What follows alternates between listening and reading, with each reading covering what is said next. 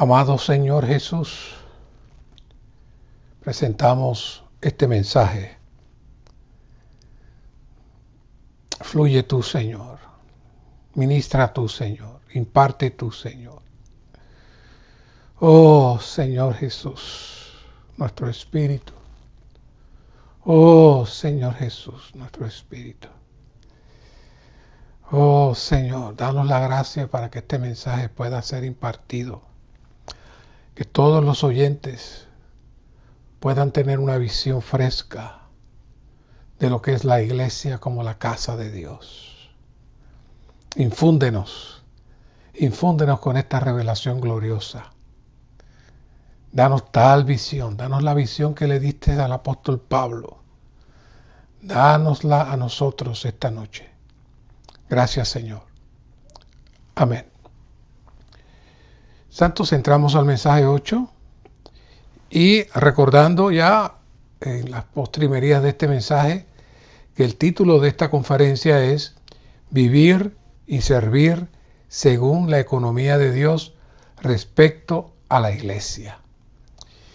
Y ahora vamos a compartir dos mensajes con un mismo título, pero dos aplicaciones diferentes.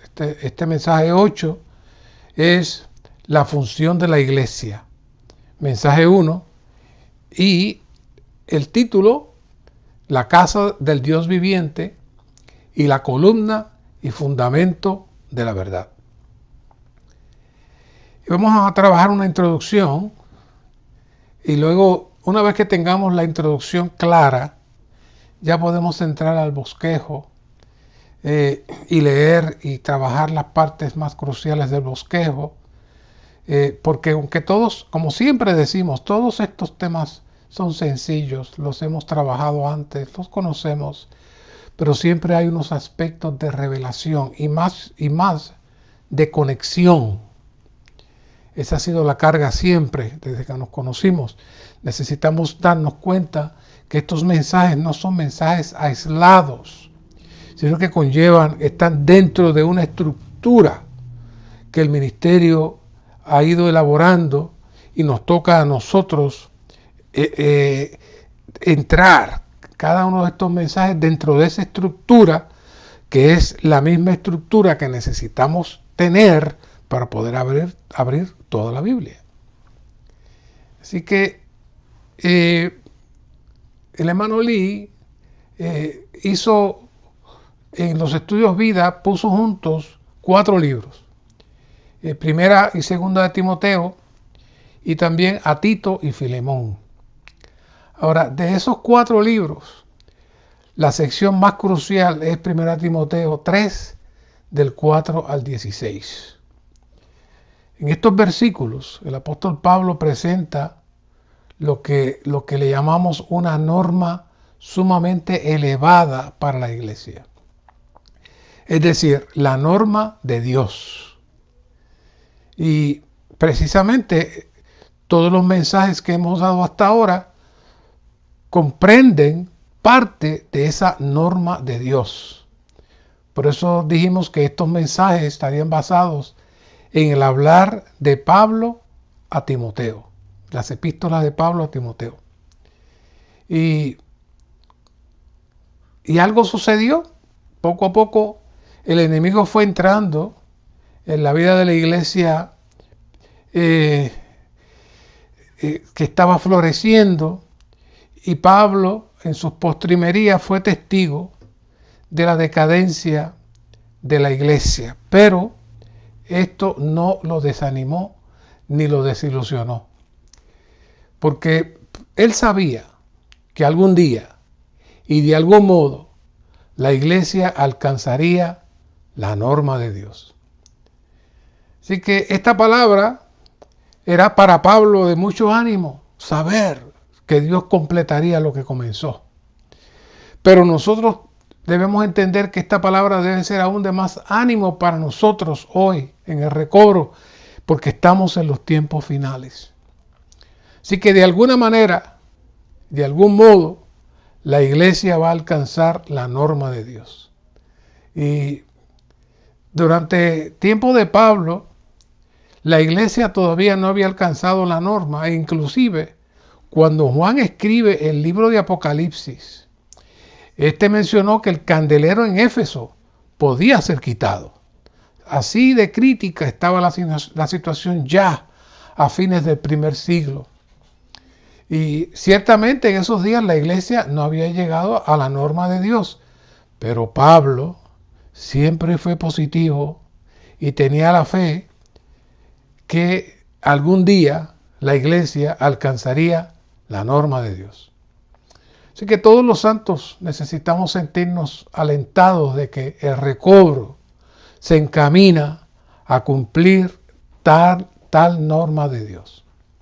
Esta norma consiste en que la iglesia llevará a cabo su función, como veremos más adelante, como la columna y baluarte de la verdad y como el gran misterio de la deificación.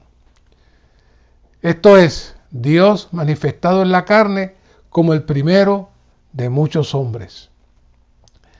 Y nuestra esperanza es que al entrar en estos dos últimos mensajes basados en la iglesia, podamos ver la norma elevada que Pablo presentó con respecto a la iglesia y que debemos creer que en el recobro del Señor hoy en día estamos siendo encaminados a la norma de Dios. Pero es nuestra responsabilidad seguir viviendo y sirviendo en la economía de Dios para que la iglesia pueda encaminarse al cumplimiento de tal norma para que Dios pueda cumplir su economía en la tierra. Tenemos que entender que Timoteo estaba en Éfeso y Pablo le escribe de una manera muy espontánea y le dice en 1 Timoteo 3:14, esto te escribo con la esperanza de ir pronto a verte. Vea qué ternura. Pero si tardo, escribo para que sepas cómo uno debe conducirse en la casa de Dios, que es la iglesia del Dios viviente, columna y fundamento de la verdad. Es de mucho peso todo lo que Pablo está diciendo ahí. Cada palabra está llena de revelación. Y cuando Pablo fue liberado de la cárcel, le pidió a Timoteo que permaneciera en Éfeso. Y todos los mensajes que hemos abarcado son las cosas que Pablo le dijo a Timoteo. Y luego le dijo, y si tardo, te escribo para que sepas cómo uno debe conducirse en la casa de Dios. Esa es la parte más sólida de esta carta. Es una carta de consejo, de orientación para Timoteo. Y Pablo hablaba de la casa de Dios conectando la visión de Jacob, de la casa de Dios, que Jacob vio en Betel. Como ustedes saben, él erigió una piedra y le llamó Betel la casa de Dios. Y luego Juan nos presenta la última visión de la casa de Dios en la Nueva Jerusalén en Apocalipsis 21:3. Estas dos visiones estaban escondidas detrás de estas palabras que Pablo le estaba diciendo a Timoteo. ¿Qué es lo que pasa? Dios mora en el hombre y el hombre mora en la divinidad. La casa de Dios es la iglesia del Dios viviente. Esta es la constitución de la divinidad y el hombre. La iglesia de Dios está constituida de la naturaleza de Dios. Por eso la iglesia viene a ser la norma más elevada, la norma de Dios. La iglesia es de Dios y está constituida de Dios. Está constituida de Dios. Está constituida de todo lo que es Dios, del elemento de Dios. Esta es la iglesia del Dios viviente. Claro, hay muchos que supuestamente tienen diferentes lugares para decir que están en la casa de Dios. y cada uno tiene sus cosas para traer gente, pero ¿acaso eso será la casa de Dios? Debemos prestar atención a que la iglesia del Dios viviente es columna y fundamento de la verdad.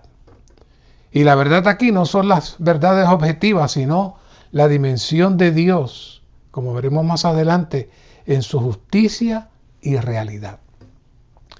Claro, debemos dejar claro una vez más que la iglesia es el instrumento de Dios para contrarrestar el derrumbe universal iniciado por Satanás y completado por Adán, esos dos entes. Así que del lado de Satanás, les quiero recordar algunas cosas que hemos compartido, pero no podemos salir a hablar de la iglesia sin tocar estos puntos. En Ezequiel 28:15 se da una revelación que muchas veces no se menciona con la claridad que debería ser. Dice, perfecto eras en tus caminos desde el día en que fuiste creado hasta que la injusticia se halló en ti. Otras versiones dicen, hasta que la iniquidad se halló en ti. Y ambas traducciones están correctas. Pero ¿qué significa iniquidad? La iniquidad viene de una palabra griega que se llama anomos, que es sin ley. Entonces, ¿cuál fue el pecado de la rebelión de Satanás? Salirse de la justicia de Dios, la cual tiene como contenido su ley. Ahora, esta ley no es la ley dada a Moisés, sino la estructura que mantiene todas las cosas en el orden de Dios. Satanás se salió de ahí y se convirtió en un ser injusto, lleno de injusticia. Así que la ley de Moisés fue solo una sombra de la realidad, dada ante la resistencia del pueblo de Israel en Éxodo 19 y 20, de ser infundidos con Dios. ¿Saben cómo? Mediante la palabra. Y más de eso, en Éxodo 20, 19, y eso lo hemos hablado antes, pero me gusta traerlo, es que el pueblo le dijo a Moisés que le dijera a Dios que ellos no querían que Dios le hablara de manera directa, que cualquier cosa se la dijera a él y él se la decía a ellos. ¿Cómo dijo? ¿Cómo dijeron? Habla tú con nosotros y escucharemos, pero no hable Dios con nosotros. Oiga, ¿se imaginan?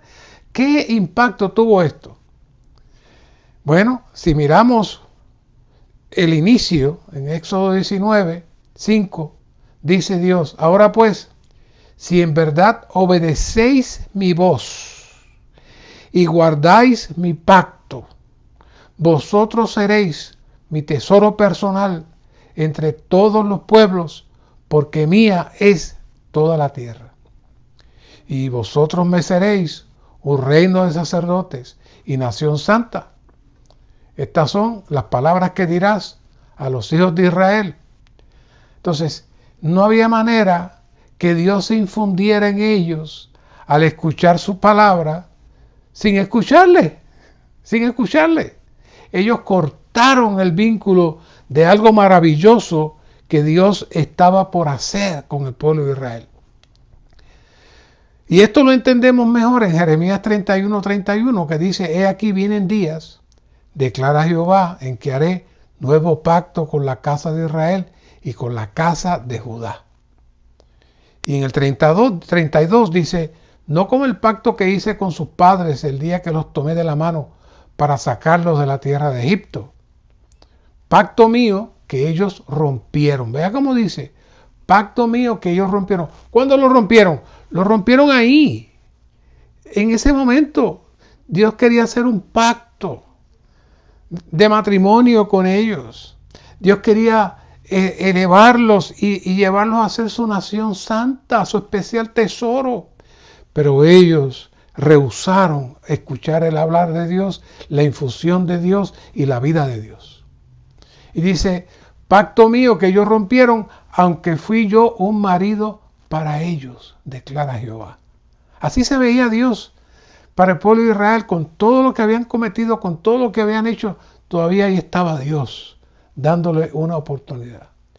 Así que tenemos que decir que estos versículos de Éxodo 19 y 20 fue un momento trascendental donde Dios iba a cortar un trecho en su economía para llevar al pueblo de Israel a una posición especial.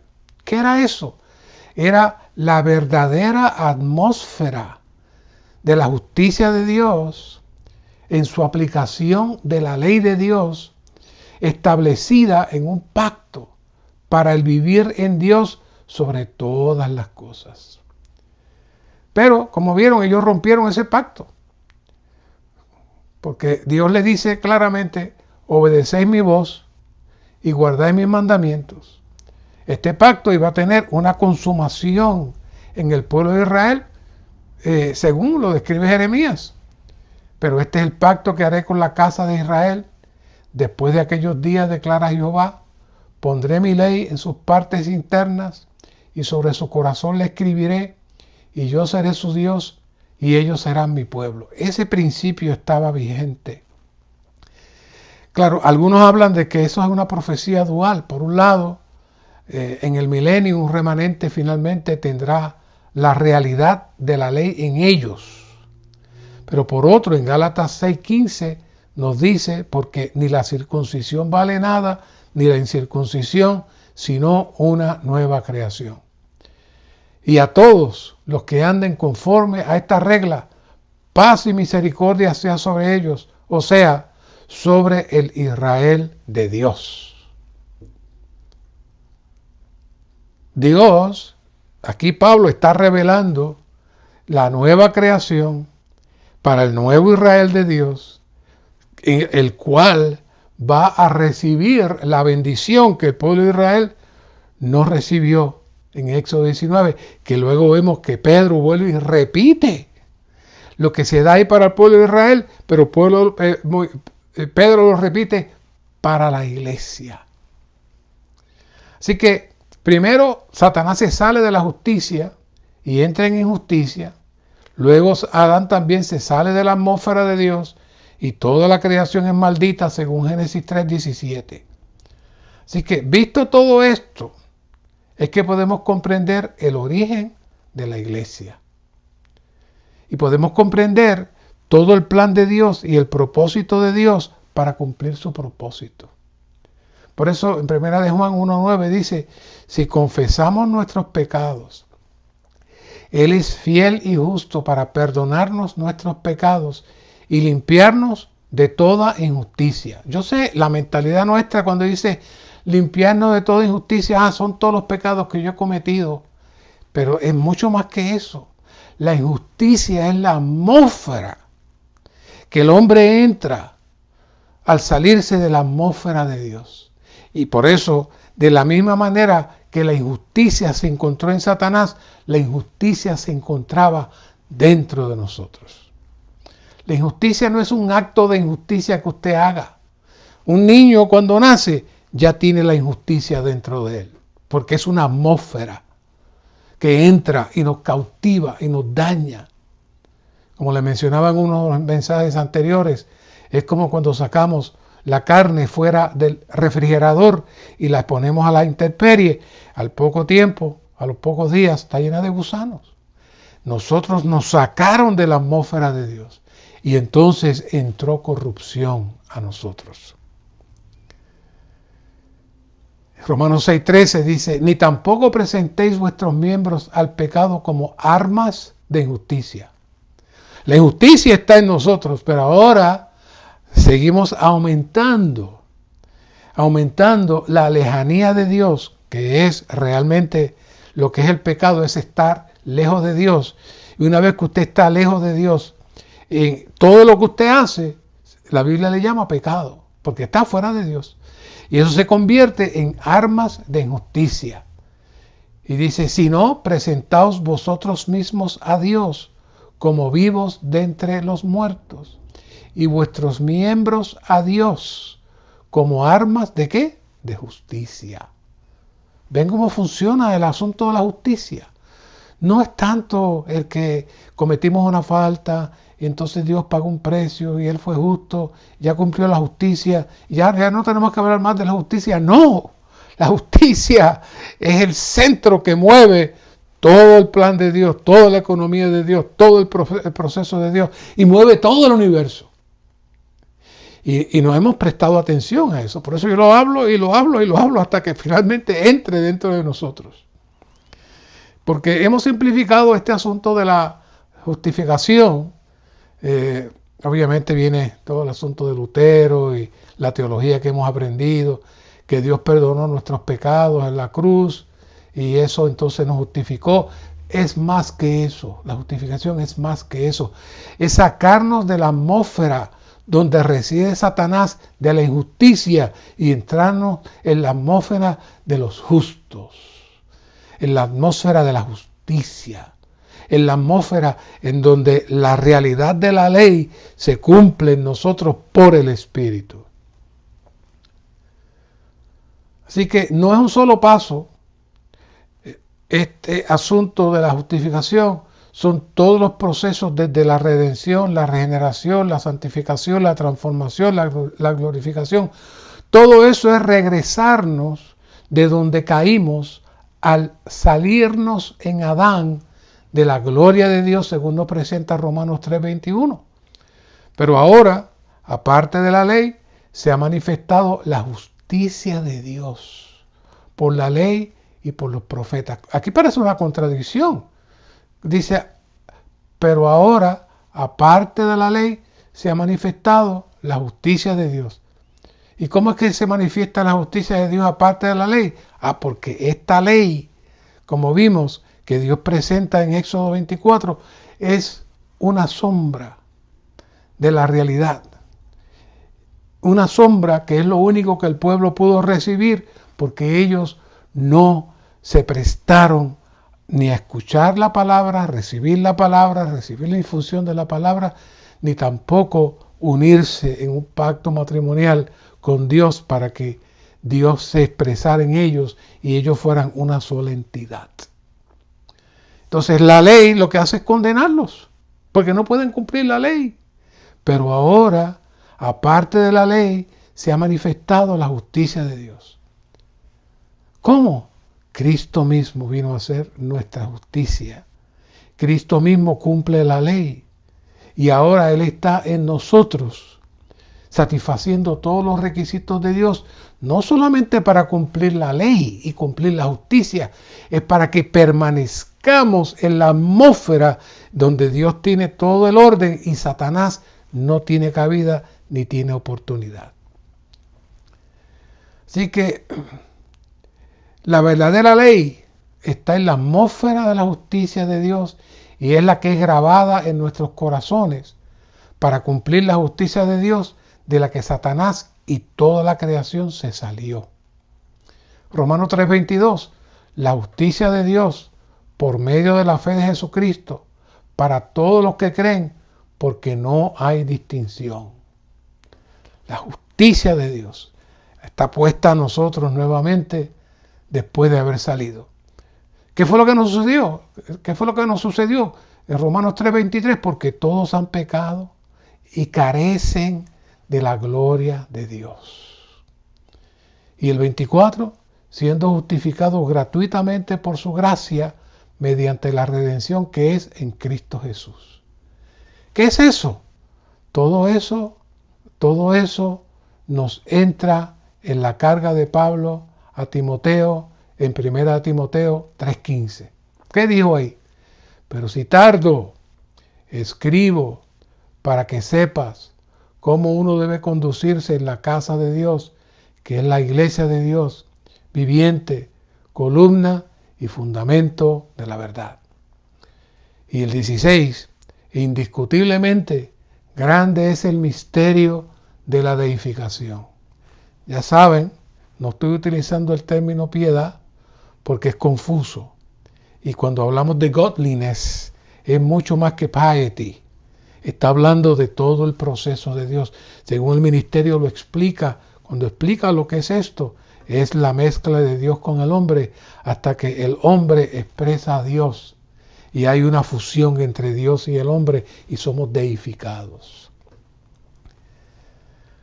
Ahora, hay un paralelo negativo le llamo yo.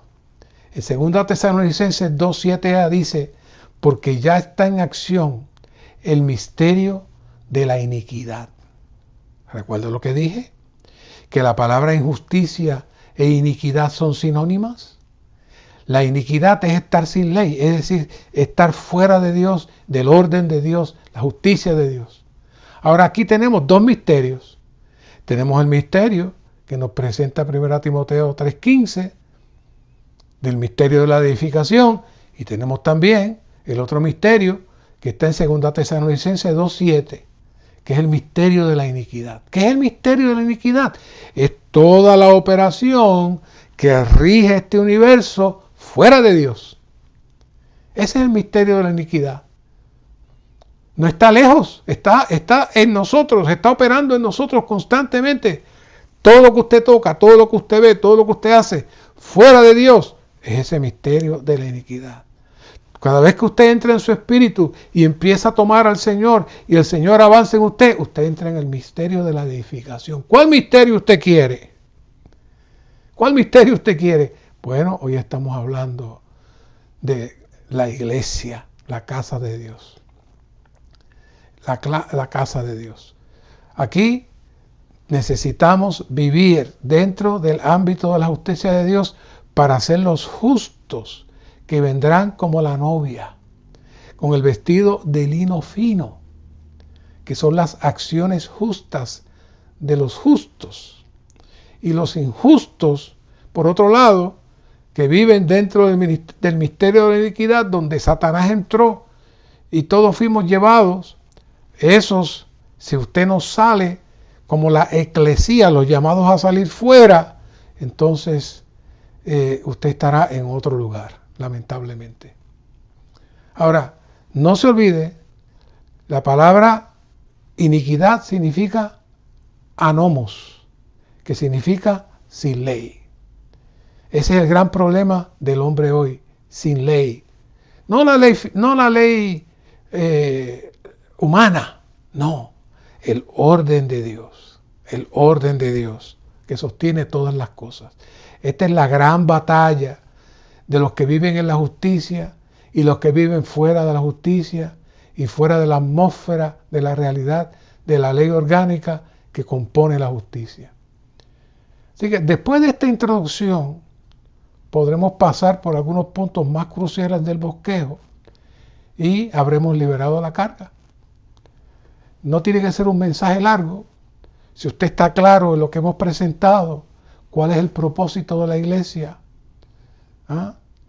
que es sencillamente presentar y traer la atmósfera necesaria como la casa de Dios para que Dios tenga la atmósfera nuevamente donde su justicia pueda llevarse a cabo y la injusticia, que es todo el pecado, toda la acción fuera de Dios, no participemos de eso.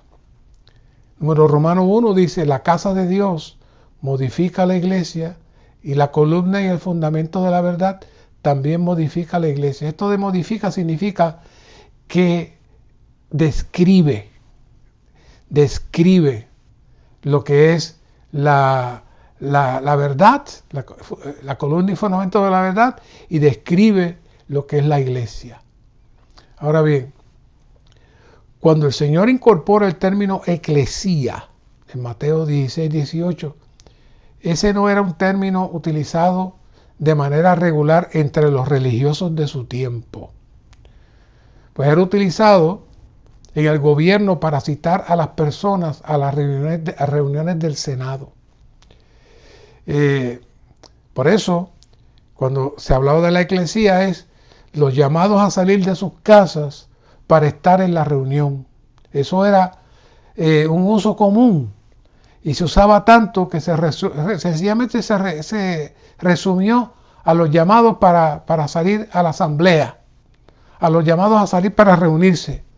Esa fue la definición rápida que empezó a darse de la palabra eclesía. ese término de la asamblea se escucha tanto para reuniones políticas como reuniones cristianas. Pero aquí el Señor le está presentando a Pedro una revelación maravillosa. Hace poco un visitante que estuvo entre nosotros me envió un mensaje grabado del grupo donde él se reúne, y ese video minimizaba el valor de la iglesia y decía que lo único que el Señor quiso decir cuando dijo yo edificaré mi iglesia era que estaba llamando para hacer una nueva asamblea fuera del Senado romano, pero que el asunto de la iglesia no era tan importante, que lo más importante era hablar del reino. Lo de la iglesia no se hablara mucho, muy pobre y falto de conocimiento. El Señor está revelando el gran problema del universo por el cual entró a la esfera caída del hombre. Por un lado, tenemos el nombre de Pedro, el cual en griego significa un fragmento de una roca o roca pequeña. Y el Señor le dice a Pedro, tú eres Petro, es decir, un pedacito de roca, pero en esta Petra, una roca, una piedra grande, yo edificaré mi iglesia. Así que el Señor estaba explicando el misterio de lo que iba a suceder, y la razón por la cual el Señor estaba diciendo eso es toda la introducción que yo les traje. Toda la operación satánica que se había desarrollado en todo el cosmos, y ahora el Señor necesitaba sacar los escogidos para Él entonces establecer su casa, establecer su iglesia. Por eso les digo que si no amarramos aquello, podemos hablar las verdades, pero no tenemos una visión más amplia de cuál fue la motivación de lo que estaba detrás de todo esto. Así que por un lado está llamando a salir, y por otro lado está hablando de una composición de los que salen para edificar ¿qué? Una morada. Es decir, los muchos que salen vienen a hacer su casa, cuyo fundamento y base es Cristo mismo. Esa morada es la dimensión de Dios, la cual fuimos destituidos por salirnos de la justicia. Eso fue lo que vimos. Nuevamente, en la visión de Jacob, por un lado se presenta la casa de Dios, pero también se presenta la puerta del cielo, la cual es nuestro espíritu. Así que todo eso es regresarnos a la atmósfera de la gloria, a la atmósfera de la justicia, a la atmósfera de la luz y la atmósfera de la verdad, de la cual salimos en Adán, pero ahora en Cristo nuevamente regresamos. ¿Y eso qué es? Esa es la iglesia, como columna y fundamento de la verdad. Punto Romano 2, la iglesia es la casa de Dios. Así que dice aquí, la expresión la iglesia de Dios indica que la iglesia es posesión de Dios y que la iglesia posee la naturaleza de Dios y está constituida del elemento de Dios. La iglesia es de Dios porque es producida de Dios como su fuente y tiene a Dios como su naturaleza y esencia, las cuales son divinas, universales y eternas. El contenido de la iglesia en esencia es Dios mismo. Así que cuando leemos estas aseveraciones, podemos ver que en especial en el Nuevo Testamento, al hablarnos de la iglesia, tiene como objetivo mostrarnos ¿qué? Mostrarnos la nueva realidad a la cual tenemos derecho. Una realidad a la cual tenemos derecho. Realidad que solo puede encontrarse si nos mantenemos en la esfera del Espíritu, del cual el Señor nos habla en Juan 14:6, yo soy el camino, la realidad y la vida. Nadie puede llegar al Padre si no es por mí. Ahora bien, ¿cuál es la contraposición de eso? Siempre me gusta buscar los dos lados para que podamos ver. El lado positivo es hermoso, pero ¿cuál es el otro? 1 Corintios 6:9 dice, ¿no sabéis que los injustos, fíjense cómo utiliza la palabra injustos, no heredarán el reino de Dios. Entonces, ¿quiénes son los injustos? ¿Los que hacen cosas injustas con la gente? No, esa no es la mentalidad de Pablo. Esa es nuestra mentalidad natural. La mentalidad de Pablo es la que yo le expliqué. Pablo veía la justicia como el orden de Dios, del cual Satanás se salió y todos fuimos sacados de ese orden. Dice, ¿no sabéis que los injustos no heredarán el reino de Dios? No os desviéis. Ahora va a describir los injustos, ni los fornicarios, ni los idólatras, ni los adúlteros, ni los afeminados, ni los homosexuales, ni los ladrones, ni los avaros, ni los borrachos, ni los maldicientes, ni los que viven de rapiña, heredarán el reino de Dios. ¿Qué es todo eso? Eso es que todos esos fueran injustos. No, que fueran injustos con otra gente. No. Es que están en la atmósfera de Satanás, que es la atmósfera fuera del orden de Dios, fuera de la ley divina, la cual Dios graba en nuestros corazones y nos mantiene en su orden. Eso es estar en el Espíritu. Y estar en el Espíritu es participar de la esencia y naturaleza de Dios, que es la gloria de la cual fuimos sacados, y ahora podemos regresar a ella. Poco a poco en la iglesia, Dios va trabajando en nosotros, sobre nosotros, hasta que poco a poco su reino es manifestado, como fue la oración que Dios pidió que se orara en Mateo 6:10. Ahora bien, veamos estos versículos a la luz de esta palabra. Romanos 3:19. Ahora bien sabemos que todo lo que la ley dice lo dirige a los que están bajo la ley, para que toda boca se cierre y todo el mundo quede bajo el juicio de Dios.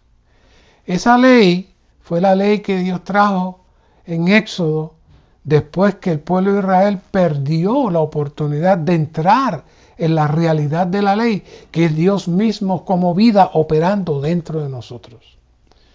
Romanos 3:20, ya que por las obras de la ley ninguna carne será justificada delante de Dios. O sea, la ley, aunque suena a justicia, no justifica. Porque la ley, que es el esfuerzo del hombre, condena. Porque por medio de la ley es el conocimiento claro del pecado. Pero ahora, aparte de la ley, oiga, ¿qué pasó? Se ha manifestado que la justicia de Dios. Y vuelvo y digo, no se me desvíe, la justicia de Dios es que Dios envió a su hijo pagó el precio y entonces ya se cumplió la justicia. Eso no es nada más, eso es una pequeña porción. La justicia de Dios es toda la operación de Dios de la cual Satanás salió, Adán salió y todos salimos detrás de Adán. Pero ahora en Cristo, este segundo Adán, como dicen Corintios, este segundo Adán, por uno entró el pecado y por este otro entró entonces la salvación. Estamos ahora entrando nuevamente a la atmósfera de la cual nosotros salimos. El 22 dice, la justicia de Dios por medio de la fe de Jesucristo para todos los que creen, porque no hay distinción, porque todos han pecado, carecen de la gloria de Dios, pero ahora somos justificados gratuitamente por su gracia mediante la redención que es en Cristo Jesús. ¿Qué es eso? ¿Qué produjo eso? Produjo la iglesia. Produjo los llamados a salir fuera de la atmósfera de la injusticia. Y Cristo paga el precio. Y ahora nosotros volvemos a entrar en la atmósfera de la justicia.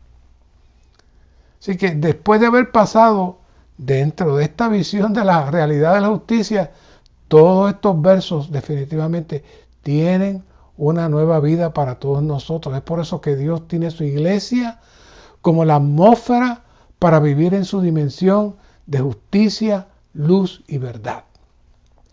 Punto Romano 3. La iglesia de Dios es la casa del Dios viviente. La casa del Dios viviente es la familia de Dios. La morada, la casa, la familia, los miembros de la casa son solo una sola entidad. Un grupo de personas llamadas y regeneradas en quien Dios mismo mora. el principio de hecho, la palabra economía, que hemos hablado tanto, que significa la ley de la casa, una manera de mirarla también, está hablando de la operación de la ley del Espíritu en cada uno de los miembros de la familia. Aquí cuando habla de la casa de Dios, por un lado se refiere al cuerpo de Cristo, pero por otro lado se refiere a la morada de Dios. Son dos dimensiones diferentes. Y esta morada de Dios no se refiere a una persona, se refiere a toda la familia de Dios. Esta casa de Dios es la familia de Dios. Cuando usted dice, te invito a mi casa, no es a la casa física. Cuando usted invita a alguien a su casa, usted lo está invitando a la atmósfera de su familia. Y exactamente cuando hablamos de la casa de Dios, estamos hablando de la familia de Dios, de los hijos de Dios. Así que Cristo no está separado de los miembros de su cuerpo, sino que mora en ellos. Y el Padre no es un miembro separado de su familia, sino que está en todos los hijos. Por eso tenemos que decir que la casa de Dios es orgánica en la vida divina, orgánica en la naturaleza divina y orgánica en el Dios triuno. ¡Qué maravilla! El Dios viviente, quien vive en la iglesia, debe ser subjetivo para la iglesia y no meramente objetivo.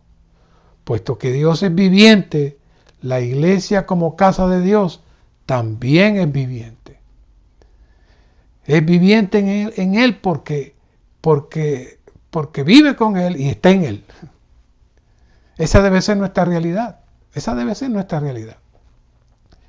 Un Dios viviente y una iglesia viviente viven y se mueven y trabajan juntos. Como casa de Dios, la iglesia es la morada de Dios, el lugar donde Dios puede tener su reposo y poner su confianza.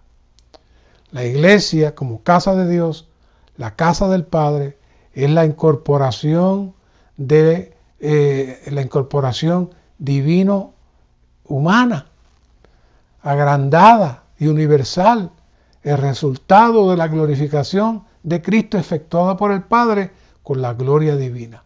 Por eso dijimos que los llamados a salir fuera venían a ser entonces los constituyentes, por un lado el cuerpo de Cristo y por otro lado vienen a ser la familia de Dios y por otro lado vienen a ser la morada de Dios. Número Romano 4, el Señor quiere que su iglesia lo conozca como la verdad y lo reciba y disfrute como vida. Verdad, como hemos hablado muchas veces, significa realidad, lo cual denota todas las cosas verdaderas reveladas en la palabra de Dios, las cuales son principalmente Cristo como corporificación de Dios y la iglesia como cuerpo de Cristo. La iglesia es edificada con la vida divina en Cristo, una vida que es indestructible, invencible y capaz de resistir la decadencia que nos lleva a la muerte, cualquiera que sea su origen. A mí me da mucha tristeza cuando escucho a alguien decir, aquí la vida de iglesia es muy pobre. A mí no me gusta cómo hacen las cosas aquí, me voy a otra localidad porque aquí las cosas no las hacen bien. Mire, si usted mira la iglesia desde esa perspectiva como si fuera un club social, en donde usted puede mirar y si le gusta o no le gusta cómo atienden los niños o como los ancianos administran o como los hermanos comparten o no comparten. Si usted está mirando la iglesia de esa manera, usted no está en la iglesia. Usted nunca ha estado en la iglesia. Usted necesita ver la iglesia como Dios la ve. Como Dios la ve, como la columna y baluarte de la verdad. Dios no está diciendo ahí algunas iglesias. No. Una vez que la iglesia contiene a Dios como su naturaleza, como su ser, entonces Dios la ve como su morada y Dios la ve como su expresión. Que hay situaciones entre los hermanos. Bueno, esos son los hermanos.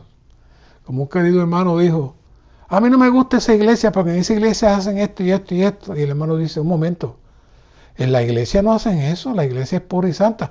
Los hermanos en su carne hacen las cosas, pero no diga que es la iglesia.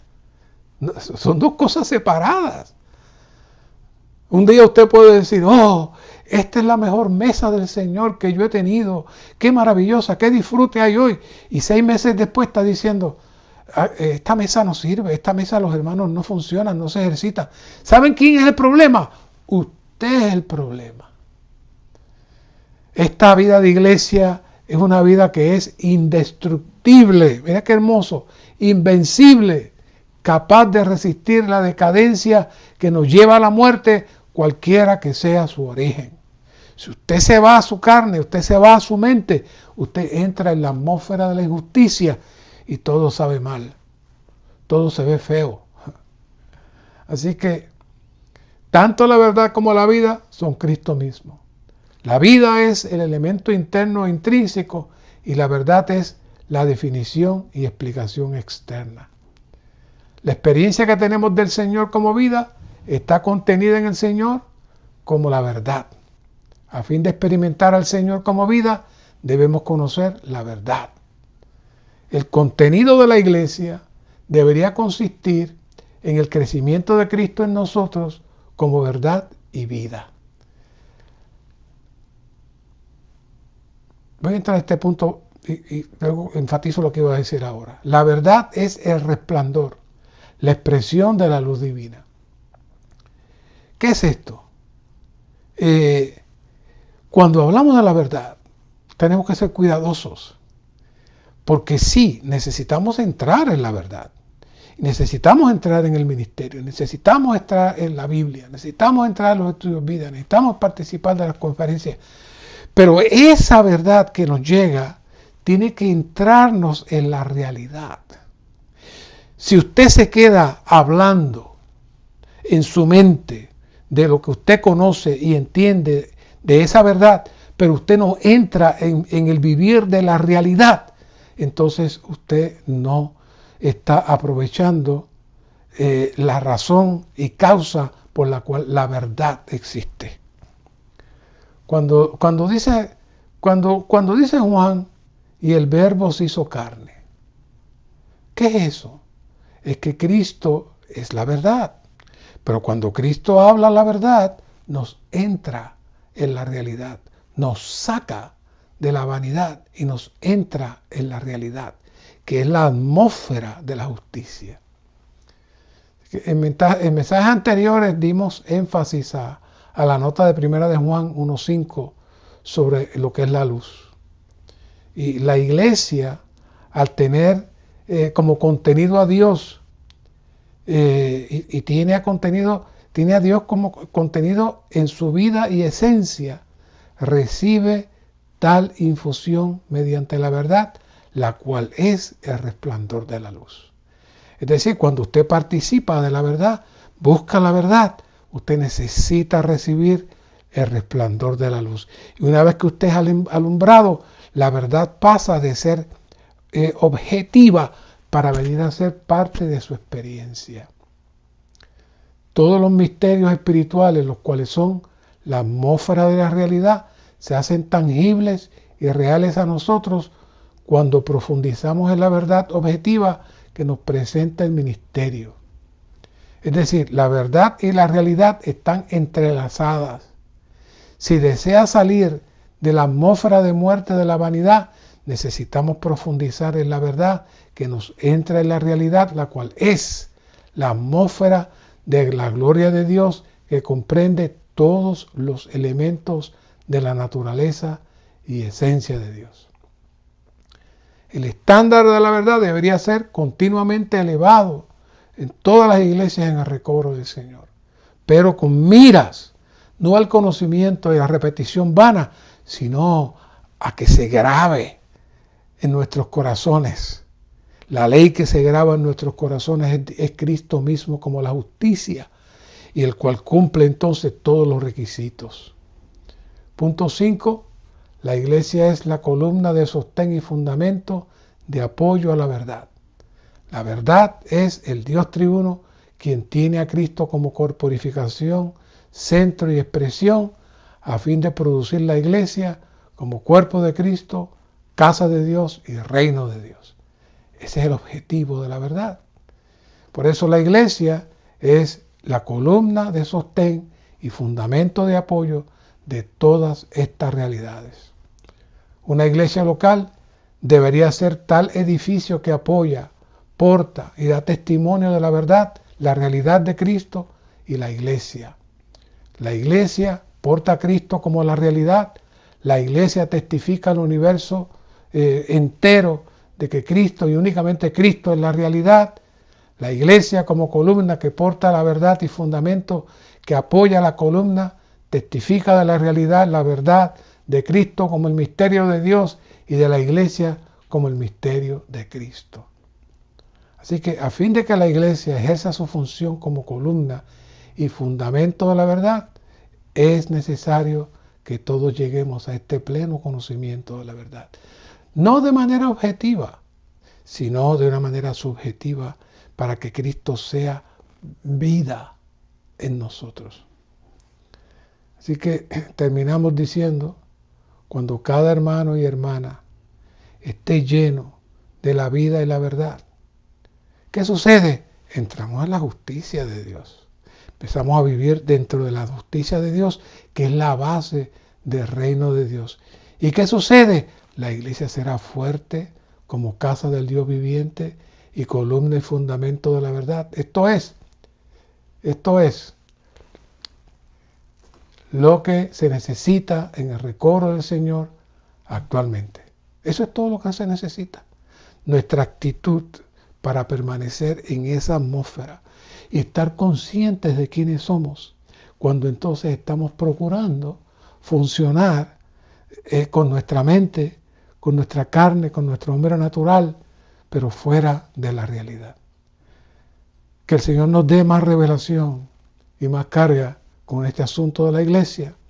Esperamos que en este último mensaje que tendremos la próxima semana, los cielos se sigan abriendo. Gracias, Señor, por esta palabra. Gracias, Señor, porque la visión de la iglesia se abre a nosotros cada vez más. Gracias que nos ha salvado de la visión de un edificio como la iglesia, o aún la visión de una asamblea como la iglesia. La iglesia es el vivir del Dios triuno en nosotros, que nos saca de la atmósfera de la injusticia satánica y nos entra en Dios como su justicia, como su orden, como su vida y como su luz. Éntranos ahí, en donde el poder indestructible que opera en nosotros podrá vencer a tu enemigo, y nuestra carne y nuestro yo, nuestro viejo hombre, será anulado y podamos vivir en la nueva creación. Gracias, Señor. Amén.